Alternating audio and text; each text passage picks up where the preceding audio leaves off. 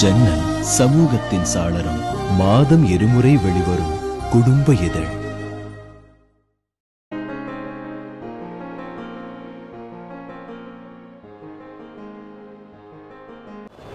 பொதுவா பெரியார் திடலுக்கு இங்கே பேசும்பொழுது மெல்வின் சொன்னார், இது பெரியாரோட மண், அங்கே நின்றுட்டு பேசுகிறோன்னு. தமிழ்நாடே பெரியாரோட மண் தான், இது மட்டும் இல்லை.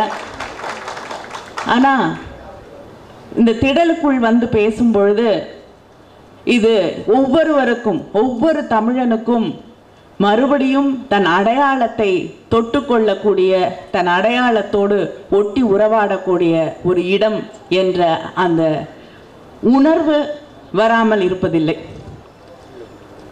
நம்ம இன்னைக்கு தலை நிமிர்ந்து சுயமரியாதையோடு வாழ்ந்து கொண்டிருக்கிறோம் என்று சொன்னால் அதற்கு காரணம் தந்தை பெரியார் அவர்களும் திராவிட இயக்கமும் தான்.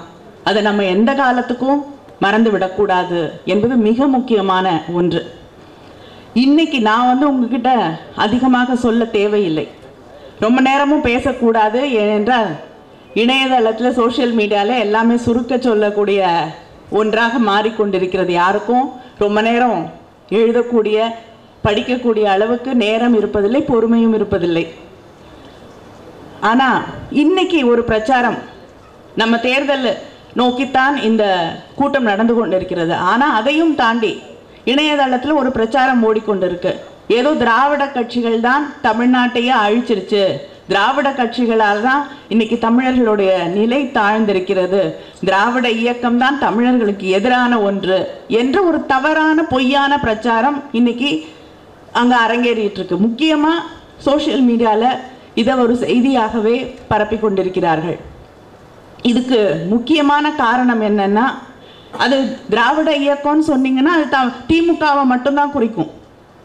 அதிமுகவை இன்னைக்கு ஆட்சியில் இருக்கக்கூடிய அம்மையார் ஜெயலலிதாவுடைய கட்சியை அது நிச்சயமாக குறிக்காது, இல்லையா? இது நம்ம எதிர்நோக்கி எய்யப்படக்கூடிய ஒரு ஆயுதம். திராவிட இயக்கத்தை எதிர்த்து அழிக்க வேண்டும் என்று செய்யப்படக்கூடிய ஒரு பிரச்சாரம். நான் கேட்குறேன், திராவிட இயக்கம் திமுக தமிழகத்தை அழித்து விட்டது என்றால், ஸ்டாட்டிஸ்டிக்ஸ் இங்கே எட்வின் அவர்கள் காட்டினாங்க, தமிழ்நாட்டில் இருக்கக்கூடிய ஸ்டாட்டிஸ்டிக்ஸ் புள்ளி விவரங்களை எல்லாம் எடுத்து காட்டினார்கள். அதுபோல் இந்தியாவை எடுங்க, இந்தியாவிலே இருக்கக்கூடிய அந்த ஒவ்வொரு மாநிலத்திற்கும் தமிழகத்திற்கும் நீங்கள் எடுத்து வைத்து பாருங்கள். தமிழகம் முன்னேறி இருக்கா, இல்லை என்றால் மற்ற கட்சிகள் ஆட்சி செய்திருக்கக்கூடிய மற்ற மாநிலங்களில் நிலை என்ன? பீகார் எடுத்துக்கோங்க, உத்தரப்பிரதேசத்தை எடுத்துக்கோங்க, ஏன் மகாராஷ்டிரத்தை எடுத்துக்கோங்க, பக்கத்தில் இருக்கக்கூடிய கேரளா, கர்நாடகா. கேரளாவில் எத்தனை இண்டஸ்ட்ரீஸ், எத்தனை தொழிற்சாலைகள் வந்திருக்கு, விரல் விட்டு கூட எண்ண முடியாது. ஆனால் இன்னைக்கு தமிழ்நாட்டில் தலைவர் கலைஞருடைய ஆட்சியில் எத்தனை தொழிற்சாலைகள் வந்தது? அது திராவிட இயக்கம் கொண்டு வந்த தொழிற்சாலைகள் தானே. உள்கட்டமைப்பு பணிகள் எத்தனை கொண்டு வந்தாங்க? இன்னைக்கு இந்தியாவுக்கே முன்மாதிரியாக இருக்கக்கூடிய அந்த மதிய சத்துணவு திட்டம், பிள்ளைகளுக்கான சத்துணவு திட்டம், அதை ஒழுங்காக செயல்படுத்தினது யாரு? தலைவர் கலைஞர் அவர்கள். இப்படி கல்வியிலே நாம் உயர்ந்திருக்கிறோம். மற்ற மாநிலங்களையெல்லாம் நீங்கள் பார்த்தீங்கன்னா உயர்ந்திருக்கிறோம். ஹியூமன் இண்டெக்ஸ் ஃபேக்டர்ஸ் எடுத்துக்கோங்க, அமர்த்தியா சென்னுக்கு நோபல் பரிசு கிடைத்தது. அடிப்படையில் எதெல்லாம் இருக்கணும்? ஹெல்த் இண்டிகேட்டர்ஸ், கல்வி, மக்கள் வாழக்கூடிய சூழல், அவங்களுடைய முன்னேற்றம், இதையெல்லாம் கணக்கில் எடுத்துக்கொள்ளக்கூடிய அந்த health development, human development indicators எடுத்துக்கோங்க. அதில் தமிழ்நாடு தான் இன்னைக்கு முன்னிலையில் இருக்குது. இப்போ கடந்த இந்த 5 ஆண்டுகளிலே அம்மையார் ஜெயலலிதாவோட ஆட்சியில் எந்த தொழில் வளர்ச்சியும் இல்லாத ஒரு சூழலில், விவசாயிகள் பாதிக்கப்படக்கூடிய ஒரு சூழலில், சட்டம் ஒழுங்கு இல்லாத ஒரு சூழலில், மக்களை பற்றி எந்த கவலையும் அக்கறையும் இல்லாமல் ஒரு ஆட்சி நடைபெற்று கொண்டிருக்கக்கூடிய இந்த சூழலில் நாம் பின்தங்கி இருக்கிறோம் என்பதை நாம் ஏற்றுக்கொள்ள தான் வேண்டும். ஆனால் தலைவர் கலைஞருடைய ஆட்சியில் தமிழ்நாடு இந்தியாவிலேயே முன்னேறி கொண்டிருக்கக்கூடிய மிக முக்கியமான மாநிலமாக, முன்னேறிய மாநிலமாக, எல்லா இடத்துலையும் அத்தனை இண்டிகேட்டர்ஸ்லையும் முதலில் இருக்கக்கூடிய மாநிலமாக தமிழ்நாடு இருந்தது என்பதை யாரும் மறுக்க முடியாது. நான் சொல்றதை நீங்க ஏத்துக்க வேண்டிய அவசியம் இல்லை. இன்னைக்கு கூகுளில் போய் தட்டினீங்கன்னா உலகத்தில் இருக்கக்கூடிய அத்தனை விஷயங்களும் உங்களுக்கு வந்து சேரும். அதை எடுத்து போடுங்க. இன்னைக்கு பேசக்கூடியவர்கள் வாயடைத்து போக வேண்டும். ஏதோ திராவிட இயக்கம் திமுக தான் தமிழ்நாட்டை பின்னோக்கி கொண்டு போய் சென்று விட்டது. இல்லை, இன்னைக்கு திமுக இல்லை, தலைவர் கலைஞர் அவர்கள் இல்லை, இந்த கட்சி இல்லை அப்படின்னா இன்னைக்கு தமிழ்நாடு நாம் எல்லோரும் இன்னைக்கு இருக்கக்கூடிய நிலை கூட இருக்காது. மற்ற மாநிலங்களுக்கு போய் பாருங்க, இன்னைக்கு தமிழ்நாடு கிட்டத்தட்ட பீகாரை விட மோசமாயிடுச்சு. ரோடு கிடையாது, பள்ளிக்கூடங்கள் பராமரிக்கப்படுவதில்லை, மருத்துவ வசதிகள் சரியா இல்லை. ஆனால் திராவிட முன்னேற்ற கழக ஆட்சியிலே இருந்த அந்த புள்ளி விவரங்களை எடுத்து மக்களுக்கு சொல்லுங்கள். ஏன்னா இது திரும்ப திரும்ப திரும்ப மழை வந்து பாதிப்பு ஏற்பட்டால கூட நம்ம என்ன பண்ண முடியும்? திமுக என்ன செய்ய முடியும்? நாம் ஆட்சியிலே இல்லை. ஆளும் கட்சியை குறை சொல்ல வேண்டும். அவங்களுடைய அஜாகிரதை, அவங்க வந்து கவலைப்படாமல், மக்களை பற்றி கவலைப்படாமல் ஒரு முதலமைச்சரை அணுகக்கூட முடியவில்லை. தண்ணியை திறந்து விடுறதா இல்லையான்னு முதலமைச்சரை கிட்ட அந்த செய்தியை கூட கொண்டு போக முடியவில்லை. அதுதான் இன்னைக்கு தமிழ்நாட்டில் இருக்கக்கூடிய நிலை. ஆனால் அதை சொல்லாமல், அரசாங்கத்தை குறை சொல்லாமல், அதை எவ்வளோ அழகாக எடுத்துட்டு போனாங்கன்னு நம்ம சிந்திச்சு பார்க்கணும். இந்த சமூக வலைதளங்களில் இருக்கக்கூடியவர்கள், ஏன் மீடியாவில் இருக்கக்கூடிய நண்பர்களை கூட நான் சொல்லுவேன், அங்கே விவாத மேடைகள் என்று இருக்கும். அங்கே 2 பேர் வந்து சொல்லுவாங்க, நமக்கும் அதுக்கும் சம்பந்தம் இல்லை, ஆனால் இது திமுக ஆட்சியும் தான் இதற்கு காரணம், திராவிட முன்னேற்ற கழகமும் தான் இதற்கு காரணம், தலைவர் கலைஞர் அவர்களும் தளபதியும் தான் இதற்கு காரணம். எப்படி? மழை வருகிறது, மத்திய அரசாங்கம் உங்கள்கிட்ட திரும்ப திரும்ப திரும்ப, நானே பார்லிமெண்ட்ல அந்த கேள்வியை வைக்கிறேன், ஜவடேகர் அவர்கள் பதில் சொல்லுகிறார், நாங்கள் முன்னறிவிப்பு கொடுத்து விட்டோம், ஆனால் அங்கே இருக்கக்கூடிய லோக்கல் அத்தாரிட்டிஸ்க்கு வரைக்கும் நாங்கள் தெரிவித்து விட்டோம், ஆனால் அவர்கள் நடவடிக்கை எடுக்கவில்லை என்று மத்திய அமைச்சர் தெளிவாக பதில் சொல்கிறார். அதுக்கப்புறமும் நம்மையும் சேர்த்துக்கொண்டு, ஏன்னா இந்த அரசாங்கத்தை குறை கூறுவதில் அவர்களுக்கு அவ்வளவு கஷ்டமா இருக்கு. அங்கேயும் இவங்க செய்யக்கூடிய தவறுகளிலும் நம்மளையும் இழுத்து போட்டு 2 அடி அடிக்கணும். இதுதான் இன்னைக்கு இருக்கக்கூடிய அந்த மனப்போக்கு. இதை நாம் சரியாக எதிர்கொள்ள வேண்டும். அதனால நம்மளோட அடிப்படை கோட்பாடுகள், கொள்கைகள், இதை விட்டுவிட்டு நாம் விலகி வந்தோம் என்றால் நிச்சயமா இது தேர்தல் மட்டும் நோக்கிய ஒரு விஷயம் இல்லை. நம் பணி என்பது, அதுவும் முக்கியமாக இணையதளத்திலே திராவிட முன்னேற்ற கழகத்தின் பணி என்பது, இங்கே பல இளைஞர்கள் வந்திருக்காங்க, அவங்களுடைய பணி என்பது இந்த தேர்தலோடு முடியக்கூடிய ஒன்று இல்லை. எட்வினோ மெல்வினோ இந்த தேர்தல் முடிஞ்சப்புறம் நாங்கள் ஒதுக்கிப்போம் அப்படின்னு சொல்றதுக்கு அர்த்தம் இல்லை, தேவையும் இல்லை. அவர்கள் ஒன்று புரிந்து கொள்ள வேண்டும். திராவிட இயக்கம் என்பது ஒரு இயக்கம், ஒரு சமூக இயக்கம். இது தேர்தல் பணிகளோட முடிந்து போற ஒன்று இல்லை. அதை தாண்டியும் நான் இன்னைக்கு ரிசர்வேஷன் ஏன்? நம்ம வீட்டு பிள்ளைகள், ஒடுக்கப்பட்ட பிற்படுத்தப்பட்ட சமூகத்தை சார்ந்த பிள்ளைகள் அந்த இடஒதுக்கீட்டின் வழியாக மட்டுமே அவங்களால படிச்சுட்டு வர முடியும். அப்படிப்பட்ட சூழ்நிலையில் இருக்கக்கூடிய பிள்ளைகள் கூட இன்னைக்கு எதுக்கு இடஒதுக்கீடு, இடஒதுக்கீட்டால தான் ஜாதி வருது அப்படிங்கிற ஒரு மனநிலைக்கு அவங்க மூளை சலவை செய்யப்பட்டிருக்கிறார்கள். அது உண்மை. அந்த பிள்ளைகளுக்கு தவறான விஷயங்கள், உண்மையான நிலை என்ன, நம்ம சரித்திரம் என்ன, நம்ம வரலாறு என்ன, நம்ம பட்ட கஷ்டங்கள் என்ன, நம்ம இருந்த நிலை என்ன என்பது தெரியவில்லை. இன்னைக்கு அவங்க அந்த உண்மை தெரியாமல் எத்தனை போராட்டங்களுக்கு பிறகு இன்று அவங்க கம்ப்யூட்டர் என்ஜினியர்ஸா, டாக்டர்ஸா, இல்லைன்னா வேற ப்ரொஃபஷனல்ஸா அந்த லேப்டாப் முன்னாடி உட்கார்ந்துட்டு அவங்க கேட்கக்கூடிய அந்த கேள்விக்கு, அந்த இடத்துக்கு வருவதற்கு எத்தனை தியாகங்கள் செய்யப்பட்டிருக்கிறது, திராவிட இயக்கம் அதற்காக எத்தனை தியாகங்களை செய்திருக்கிறது என்பது அவங்களுக்கு தெரியப்படுத்தப்படவே இல்லை. இன்னைக்கு நம்ம வீட்டு பிள்ளைங்களே நம்மளை பார்த்து இந்த கேள்விகளை கேட்கிறார்கள். எதுக்கு இடஒதுக்கீடு, எதுக்கு, தேவையில்லையே என்று நாம் நம்பும் விஷயங்களை இந்த சமூகம் தலை நிமிர, ஒடுக்கப்பட்ட மக்கள் தலை நிமிர என்னென்ன முயற்சிகளை செய்தோமோ அதையெல்லாம் எதிர்த்து இன்று பேசக்கூடிய ஒரு நிலையை அந்த வலைதளங்களை உருவாக்கி இருக்கிறார்கள். அதை நாம் அந்த கேள்விகளை, வாதங்களை நாம் எதிர்வாதங்களால் தான் வீழ்த்த முடியும். நம்ம அதை விட்டுட முடியாது. தேர்தலை மட்டுமே நாம் நோக்கி இப்படிப்பட்ட விமர்சனங்களை நாம் ஒதுக்கிவிட முடியாது. பேசினா பேசிட்டு போகணும். இதை நாம் உடை தெரிய வேண்டும். அதை நம்ம எந்த காலத்திலையும் நம்ம அதை மறந்துடக்கூடாது.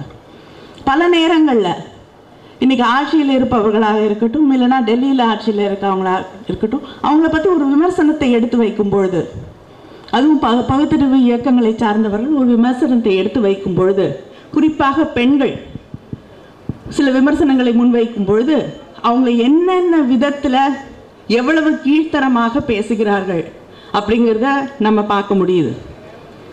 ஒரு பெண்ணை விமர்சனம் செய்யணும்னா அவளுடைய தனிப்பட்ட வாழ்க்கையை பற்றி கொச்சைப்படுத்துவது, அவளை பற்றி கொச்சைப்படுத்தி பேசுவது, அவளுடைய குடும்பத்தை பற்றி தரக்குறைவாக பேசுவது, இல்லைன்னா ஒரு ஆண் அந்த கருத்தை சொன்னால் கூட அவங்க வீட்டில் இருக்கக்கூடியவர்களை பற்றி குறைத்து பேசுவது, இழிவாக பேசுவது, இதுதான் அவர்கள் கையிலே எடுக்கக்கூடிய ஆயுதமாக இருக்குது.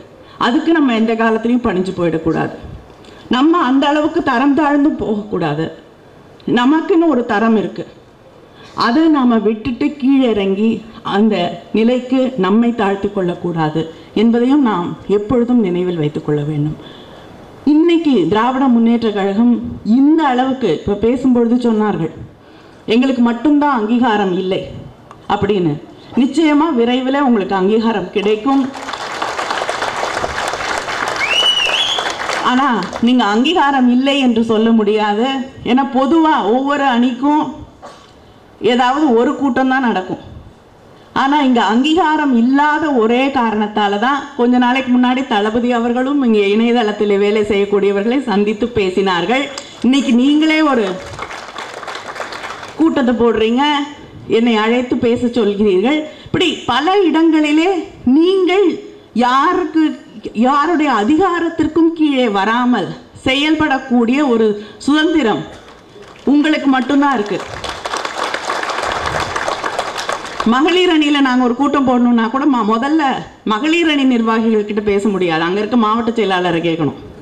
அவர் சரின்னு சொல்லி போனால் போது உள்ளே வானா தான் நான் உள்ளே போக முடியும். ஆனால் உங்களுக்கு அந்த பிரச்சனை இல்லை. நீங்கள் எங்கே வேணாலும் போகலாம், யார்கிட்ட வேணாலும் பேசினா, உலகத்தில் எந்த மூலையில் வேணாலும் எந்த கூட்டத்தையும் நடத்தக்கூடிய உரிமை உங்களுக்கு இருக்குது. அந்த சுதந்திரம் உங்களுக்கு இருக்குது. அதனால் இதை ஒரு அணியாக தனியாக அறிவித்து இந்த சட்டத்திட்டங்களுக்கெல்லாம் உள்ளே வரணுமா வேண்டாமாங்கிறதையும் நீங்கள் தெளிவாக முடிவு எடுத்துக்கணும். அது மிக முக்கியமான ஒன்று. இன்னைக்கு இங்கே திராவிட முன்னேற்ற கழகத்தை சார்ந்தவர்கள் மட்டும் வரவில்லை. பல பேர் மேடையில் பேசும்பொழுது தெளிவாக எடுத்து சொன்னாங்க, நான் திமுக அனுதாபி மட்டும்தான். திராவிட முன்னேற்ற கழகம் ஆட்சிக்கு வர வேண்டும், அதற்கு இன்னென்ன காரணங்கள் என்று சொல்லி தெளிவாக சொன்னாங்க. நான் திமுக காரன் இல்லை, எதிர்காலத்திலும் இருக்க மாட்டேன், நேற்றும் இல்லை, நாளையும் இல்லை, இனியும் இல்லை. ஆனால் திராவிட முன்னேற்ற கழகம் ஆட்சிக்கு வர வேண்டும். இதுதான் இன்று தமிழ்நாட்டில் இருக்கக்கூடிய பொதுமக்களின் உணர்வாக இருக்கிறது. எந்த இடத்துக்கு போனாலும் இதுதான் மக்களுடைய உணர்வாக இருக்கு. நேற்று தளபதி அவர்கள் 234 தொகுதிக்கும் சென்று மக்களை சந்தித்து விட்டு நமக்கு நாமே பயணத்திட்டத்தை முடித்திருக்கிறார்கள். அந்த பயணத்திட்டத்தில் ஒரு பகுதியாக ஆலவிளாம்பட்டி என்ற ஒரு கிராமத்திற்கு போயிருந்தாங்க. அந்த கிராமத்தில் மது பழக்கம் கிடையாது. அதைவிட நான் அந்த மக்கள்கிட்டயே சொன்னேன், மது பழக்கம் கிடையாதுங்கிறது மிகவும் பாராட்டப்பட வேண்டிய ஒன்று. தலைமுறையாக அந்த கிராமத்தில் யாரும் குடிக்க மாட்டோம் என்று உறுதி எடுத்திருக்கிறார்கள். அது மட்டும் இல்லாமல் அதைவிட மது பழக்கத்திற்கு அடிமையாவதை விட பணத்திற்கு வருமானம் வரும்பொழுது வேணான்னு சொல்றது அதை விட பெரிய விஷயம். வரதட்சணை எத்தனை சட்டத்தை போட்டாலும் தடுத்து நிறுத்த முடியாத ஒன்று கல்யாணத்தின் போது வரதட்சணை வாங்குவது. அந்த கிராமத்தில் அதுவும் கிடையாது. தலைமுறையாக எங்கள் வீட்டு பிள்ளைகளை, பெண்களை நாங்கள் விற்க மாட்டோம், வாங்க மாட்டோம் என்று தலை நிமிர்ந்து நிற்கக்கூடிய கிராமம் அந்த கிராமம். அந்த கிராமத்துக்கு போன தளபதி அவர்கள் அந்த மக்களை பார்த்து அவங்க கோரிக்கை வைக்கவில்லை, தளபதி அவங்களோட அந்த மக்களை பார்த்து விட்டு கேட்கிறார், உங்களுக்கு ஏதாவது நான் செய்ய வேண்டும் என்று நினைக்கிறேன், என்ன வேண்டும், உங்கள் கோரிக்கை என்ன என்று கேட்கிறார். அப்போ அவங்க சொன்ன ஒரு கோரிக்கை, எங்களுக்கு ஒரு சமூக நலக்கூடம் வேண்டும், திருமணம் நடத்துவதற்கு, மற்ற விசேஷங்களை நடத்துவதற்கு, விழாக்களை நடத்துவதற்கு அங்கே ஒரு கூடம் வேண்டும் என்று சொன்னாங்க.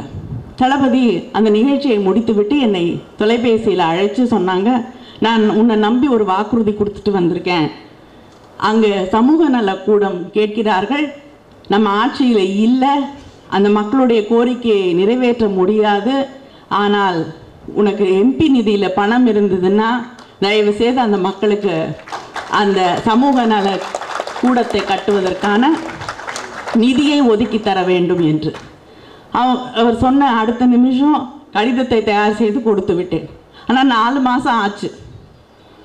அந்த கடிதத்தைக்கு ஒரு ஒப்புதல், ஒவ்வொரு ஊர்லேயும் மக்கள் கேட்கக்கூடிய ஒரு கோரிக்கையை நிறைவேற்றுவதற்கு கூட ஒரு பாராளுமன்ற உறுப்பினர், ஒரு மாநிலங்களவை உறுப்பினர் அந்த கோரிக்கையை நிறைவேற்றி தருவதற்கு கூட நாங்கள் போராட வேண்டிய ஒரு நிலை தமிழ்நாட்டில் இருக்குன்னா, தமிழ்நாடு அரசாங்கத்திடம் ஒன்றும் கேட்கல. மத்தியிலிருந்து வரக்கூடிய பணத்தை நாம் தமிழ்நாட்டு மக்களுக்காக செலவழிக்கிறோம் என்று அந்த பணத்தை மக்களுக்கு செலவு செய்கிறதுக்கு பெர்மிஷன் வாங்கிறதுக்கு அந்த அதிகாரத்தை தருவதற்கு கூட இவங்க 4 மாதம் எடுத்துக்கிறாங்க என்றால் இங்கே நடைபெற்று கொண்டு இருக்கக்கூடிய ஆட்சியை நாம் மாற்றணுமா வேண்டாமா?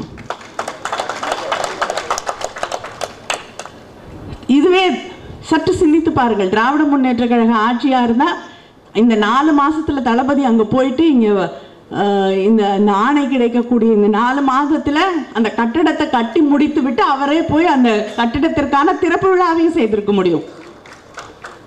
ஆனால் இன்று இருக்கக்கூடிய ஆட்சி மக்களுக்கு விரோதம். அதனால தான் டாஸ்மார்க் எங்கே போய் பேசினாலும் பெண்கள், இங்கே யாரோ பேசும்பொழுது குறிப்பிட்டு சொன்னார்கள், பெண்களை மையப்படுத்தி பெண்கள் வாக்குகளை வாங்குவதற்காகத்தான் திராவிட முன்னேற்ற கழகம் இன்னைக்கு மதுவை ஒழிப்பேன் என்று தலைவர் கலைஞர் அவர்கள் அறிவித்திருக்கிறார்கள் என்று சொன்னாங்க. நிச்சயமாக கிடையாது. ஏன்னா எங்களுக்கு தெரியும், பாதி பேர் ஆண்கள் இருக்காங்க. அந்த ஓட்டு வங்கியை விட்டுடுறதுக்கு எந்த ஆட்சியும் தயாராக இருக்காது, எந்த கட்சியும் தயாராக இருக்காது. ஓட்டு வந்தாலும் வரவில்லை என்றாலும் தமிழ்நாட்டிலே இருக்கக்கூடிய குடும்பங்கள் கெட்டு போகிறது, பிள்ளைகளின் எதிர்காலம் நாசமாக போகிறது என்ற ஒரே காரணத்திற்காக மக்கள் இன்னைக்கு கேட்க ஆரம்பிச்சிட்டாங்க. ஒரு காலத்தில் இதை கொண்டு வந்தீங்கன்னா மக்கள் எதிர்த்திருக்கலாம். ஆனால் இன்று தமிழ்நாட்டில் இருக்கக்கூடிய சூழல் என்னன்னா, இன்னைக்கு மக்கள் கேட்குறாங்க, எங்கே போனீங்கன்னாலும் அது ஆண்களாக இருக்கட்டும் பெண்களாக இருக்கட்டும், இந்த மதுவிலக்கு கொள்கையை கொண்டு வாருங்கள் என்று கேட்கக்கூடிய நிலைமையிலே இன்னைக்கு தமிழ்நாட்டு மக்கள் இருக்கிறாங்க. மக்களுடைய குரலை தான் அதற்கு செவிமடுக்கக்கூடிய தலைவர் கலைஞர் அவர்கள். அதனால தான் அவர் இந்த அறிவிப்பை செய்திருக்கிறார்கள். பல பேர் கேட்கலாம், இன்னைக்கு இருக்கக்கூடிய அரசாங்கத்திற்கு ஒரு பெரிய நஷ்டம் வந்துவிடும், 30,000 கோடிக்கு மேலே வருமானம் வருது, எங்களால் அதை நிறுத்த முடியாது. தளபதி அவர்கள் சட்டமன்றத்திலே கேட்டபொழுது நத்தம் விஸ்வநாதன் என்ற அந்த அமைச்சர் பதில் சொல்றார், நாங்கள் மதுவிலக்கை கொண்டு வர மாட்டோம் என்று தெளிவாக ஒரு அமைச்சர் சொல்றார். இவ்வளவு மக்கள் போராடி கொண்டிருக்கிறார்கள், அமைச்சர் சொல்றார் நாங்கள் நிச்சயமாக கொண்டு வர மாட்டோம் என்று. ஏன்? அரசாங்கத்திற்கு வருமானம் குறைந்துவிடும். அவங்க கார்ப்பரேட் கம்பெனி நடத்துகிறாங்க, அரசாங்கம் நடத்தலை. அதனால் வருமானத்தை பற்றி மட்டும்தான் அவங்க யோசிப்பாங்க, மக்களுடைய நலத்தை பற்றி யோசிக்க மாட்டார்கள். நான் ஒன்றை கேட்கிறேன், நீங்கள் போய் தேடுங்க, இன்டர்நெட்டில் இன்ஃபர்மேஷனுக்கு தேடுங்க. இந்த வருமானம், அரசாங்கத்திற்கு வரக்கூடிய வருமானம் நின்றுவிடும் என்று இவர்கள் கவலைப்படுறாங்களா, இல்லைன்னா மிடாஸ் கம்பெனிக்கு வர வேண்டிய வருமானம் நின்றுடும் இவங்க கவலைப்படுறாங்க? இந்த ரீட்டெயில் மதுவை சில்லறை வணிகமாக மாற்றியது அம்மையார் ஜெயலலிதா அவர்கள். 2003 அவங்க இந்த மது கடைகள், மது அரசாங்க கடைகளின் மூலமாக சில்லறை வணிகமாக விற்கப்படும் என்பதை கொண்டு வந்தது 2003. இவங்க மிடாஸ் நிறுவனத்தை ஆரம்பித்தது 2002. யாருக்காக ஆரம்பித்தாங்க? இன்னைக்கு சசிகலா எங்க இழுக்கிறீங்க? சசிகலாவா நடத்துறாங்க? ஒன்றை சொல்லுகிறேன், இது ரொம்ப வசதியான ஒரு விஷயம். நான் யாரையும் காப்பாற்றணுமோ யாருக்காகவும் ஆதரவு தெரிவித்தும் நான் அதை சொல்ல வரல. அம்மையார் ஜெயலலிதா அவர்களுக்கும் முதல்வர் ஜெயலலிதா அவர்களுக்கும் சசிகலா அவர்களுக்கும் ஒரு பிரச்சனை வருது. சசிகலா அவர்கள் அந்த போயஸ் தோட்டத்து வீட்டில இருந்து வெளியில அனுப்பப்படுறாங்க. அப்ப யார் அந்த கம்பெனியோட டைரக்டர்? சசிகலா அவர்கள் அந்த கம்பெனியோட டைரக்டரா இருந்து தூக்கி எறியப்படுறார். அப்ப யாரு? சோ ராமசாமி. அந்த எந்த சோ ராமசாமி? துக்ளக் விழாவில் அதிமுக ஆட்சி மறுபடியும் ஆட்சிக்கு வர வேண்டும், இது மிக நல்ல ஆட்சி, இந்த ஆட்சி தொடர வேண்டும் என்று சொல்லக்கூடிய ஜெயலலிதா அவர்களின் நண்பர் சோ ராமசாமி. அவரு அதுக்கு டைரக்டர் ஆகிறார். பிறகு திருப்பி சசிகலா அவர்கள் மறுபடியும் அந்த போயஸ் கார்டனுக்குள்ள மறுபடியும் வந்த பிறகு சோ அவர்கள் அனுப்பப்பட்டு மீண்டும் சசிகலா அங்க டைரக்டர் ஆகிறாங்க. அப்ப யாரோடைய நிறுவனம் அது? சசிகலாவோட நிறுவனத்திலிருந்து அவங்க வெளியில போயிடுறாங்களா? யார் அவங்கள வெளியில அனுப்புனது? யார்? அந்த அதிகாரம் யார் கையில இருக்கு? ஜெயலலிதா கையில தானே இருக்கு. அப்ப அதோடைய உண்மையான அதை நடத்தி கொண்டிருக்கக்கூடியவர் யார்? முதலாளி யார்? இதை நம்ம தெளிவுபடுத்தணும். வசதியா சொல்லுவாங்க அவங்கள சுத்தி இருக்கவங்க எல்லாம் கெட்டவங்க, அவங்க மட்டும் நல்லவங்க, அவங்க கற்பூரம் மாதிரி இருக்காங்க, பத்தவே பத்தாத ஒரு நனைந்து போன கற்பூரம் போல இருக்காங்க அப்படின்னு. ஆனா இல்ல, அமைச்சர்கள் கெட்டவங்க, அவங்கள சுத்தி இருக்கவங்க கெட்டவங்க, சசிகலா கெட்டவர்கள், நடராஜன் கெட்டவர், மற்றவங்க யார் யார் இருக்காங்களோ, பூங்குன்றன் ஒருத்தர் இருக்கார், யார் இருக்கான்னு தெரியல, எல்லாரும் கெட்டவங்க. ஆனா அவங்கள மாத்திரம் எந்த கரையும் தீண்டவில்லை. இது மிக தவறான ஒரு பிரச்சாரம். இதை நாம் முறியடிக்க வேண்டும். இதுவும் அவங்கள பாதுகாக்கிறதுக்காக ஒரு அரணை அமைத்துக் கொண்டு இவர்கள் செயல்படுகிறார்கள். இதையெல்லாம் இந்த நுணுக்கமான விஷயங்களை நாம் புரிந்து கொள்ள வேண்டும். இப்ப இந்த மிடாஸ் கம்பெனிக்கு வரக்கூடிய வருமானம், இது சில்லறை வணிகத்தால் மிடாஸ் கம்பெனியோட வருமானம் என்பது பல மடங்கு உயர்ந்திருக்கு. அந்த வருமானம் குறைந்து போய்விடக் கூடாது.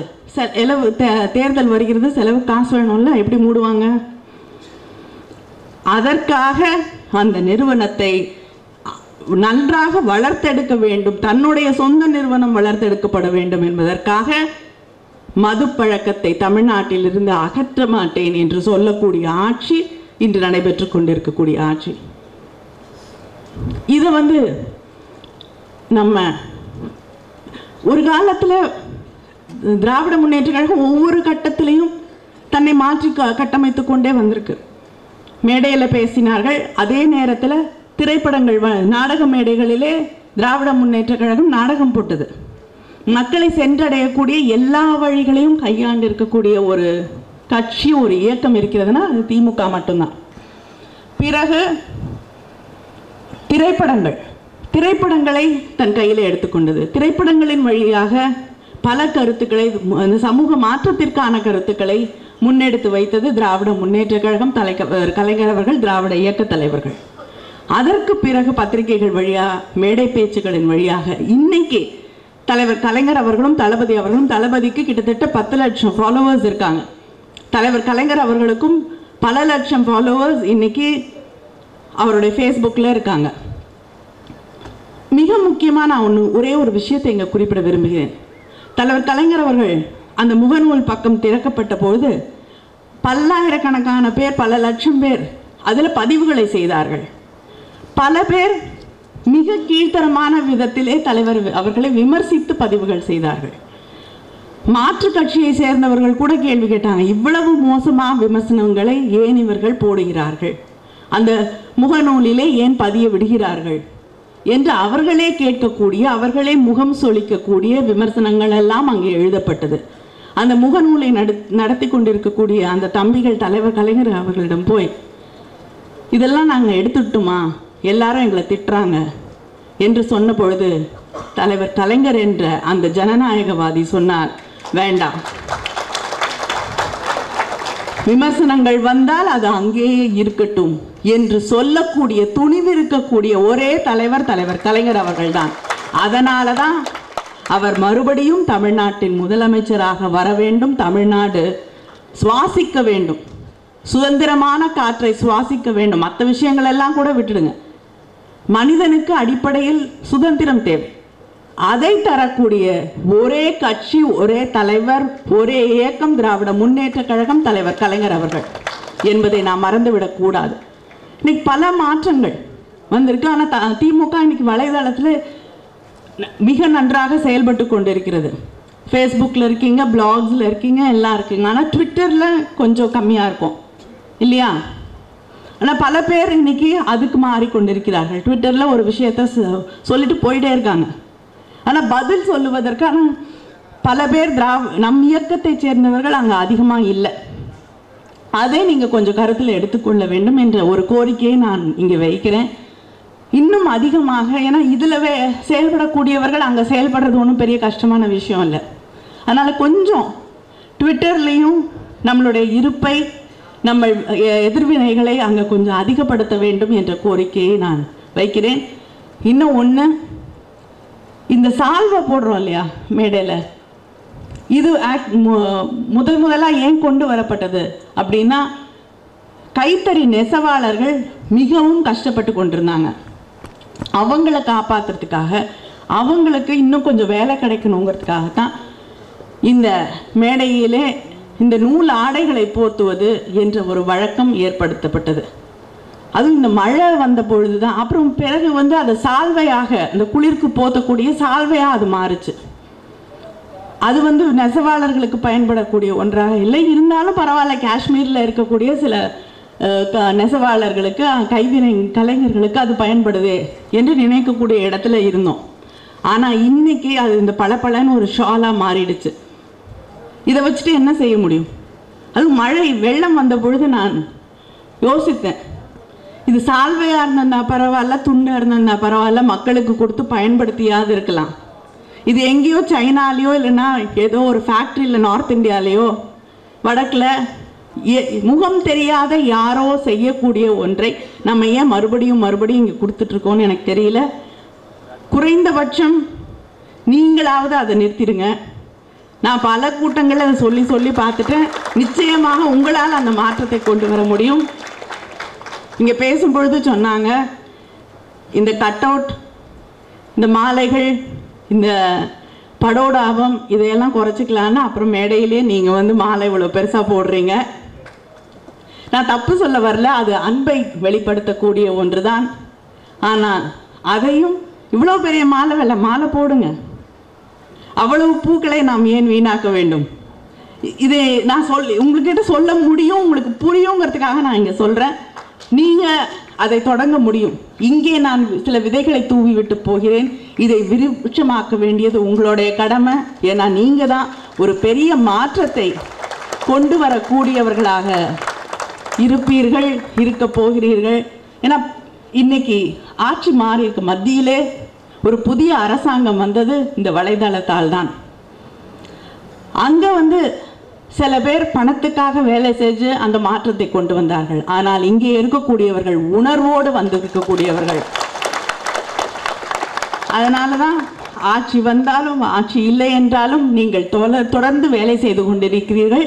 ஆட்சி வந்தாலும் நம்மளுடைய இயக்கம் என்பது என்னவென்று மக்களுக்கு நாம் தொடர்ந்து சொல்லிக் கொண்டிருக்க வேண்டும். நம்ம கொள்கைகள் என்ன என்பதை நாம் விளக்கி கொண்டிருக்க வேண்டும். அதனால் இங்கே பேசியது போல் தயவு செய்து நாங்கள் விலகலை, இந்த பேச்சுக்கெல்லாம் இங்கே இடமில்லை.